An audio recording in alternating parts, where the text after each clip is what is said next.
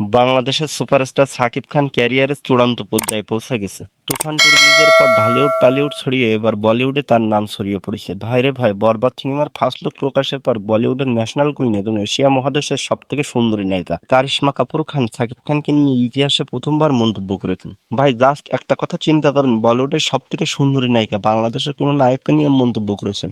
আর সব থেকে মজার ব্যাপার হলো, সাকিব খানকে নিয়ে কারিশমা কাপুর খান যে মন্তব্য করেছে তা জানলে আপনি অবাক হয়ে যাবেন। তা জানতে एक আপনি किस्सा যদি আমার बता दूं। চ্যানেলে নতুন হয়ে থাকেন अभी তাহলে बाहर চ্যানেলটি সাবস্ক্রাইব করুন এবং সম্পূর্ণ ভিডিওটি না টেনে দেখতে থাকুন। তো দর্শক, কারিশমা কাপুর খান বলেন, বাংলাদেশের নায়ক সাকিব খানের অনেকগুলো সিনেমা আমি দেখেছি, কিন্তু রিসেন্টলি আমার নজর কেড়েছে বরবাদ সিনেমার একটি লুক দেখে। প্রথমে আমি যখন সোশ্যাল মিডিয়াতে দেখার পর ভেবেছিলাম সাউথ ইন্ডিয়ান কোনো নায়কের মুভি এটা।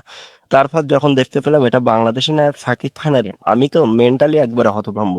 সে সময় সাংবাদিকদের কারিশমা কাপুর খান বলেন, বলিউডে যেমন শাহরুখ খান, সালমান খান, আমির খান রাজত্ব করেছে, তেমন ঢালিউডের ঠিক একইভাবে বাংলাদেশের নায়ক সাকিব খান রাজত্ব করেছে। তো দর্শক, আপনি যদি সাকিব খানকে ভালোবেসে থাকেন তাহলে লাইক কমেন্ট শেয়ার করতে ভুলবেন না। पूछो ना पूछो मुझे